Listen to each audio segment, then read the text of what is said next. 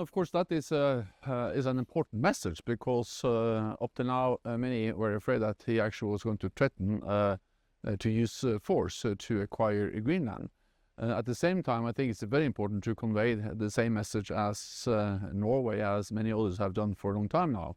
That is that Greenland is part of the Kingdom of Denmark, and borders and territorial integrity should be respected by all countries, including, of course, all NATO allies and the United States. Right, and the difficulty now is, having made that important statement, the President of the US spent the next 5 minutes, 10 minutes saying, we want Greenland, we need Greenland, NATO's never given us anything, NATO needs to give us Greenland.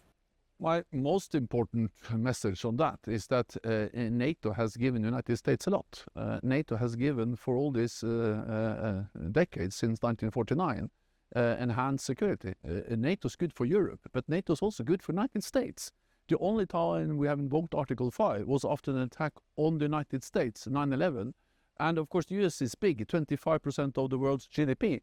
But together with friends and allies, it's 50% of the world's global economy and 50% of the military might. So NATO makes also the United States stronger and safer. Right, so having had many roles, I just want to refine it. The President of the US published the text of text between himself and the Prime Minister, and now everybody seems to be putting out. How difficult is it for office holders like yourselves if somebody starts publishing your private texts and messages? Of course, it becomes much more difficult to communicate in that way, or at least when you communicate with text messages, you need to be prepared that it may become public. I think that to text is a very useful way of communicating, but of course, when they get published, then you have to be more careful.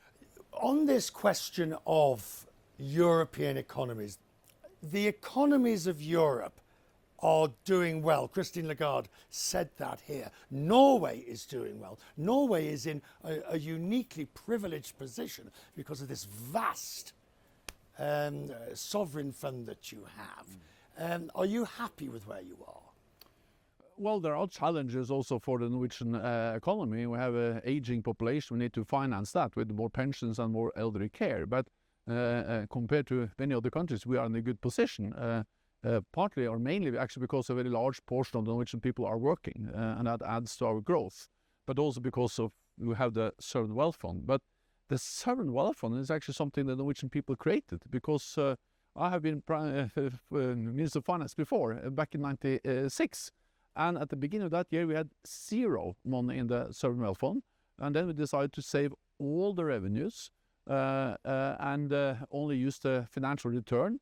And by doing that, we have now been able to build a big fund by political decisions taken by Norwegians. How difficult is it to stand firm when everybody wants to dip in and everybody can always find an excuse? Oh no, Minister, just this year, just 0.5%. Yes. It's pensions, hospitals. It is difficult, and of course for most countries it's difficult to spend money you don't have. You've got it! The problem for us is to not spend money we have. But the message is that the oil wealth belongs to many generations.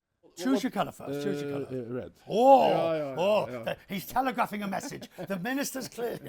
But then this is about what creates hope. What gives you hope? And I will join those who said history, because because actually, if you look back, things are moving in the right direction.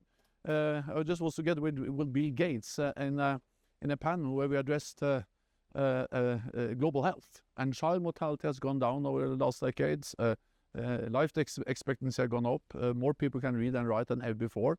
So if you look at some of those fundamental values or indicators of human progress, the world is still moving forward.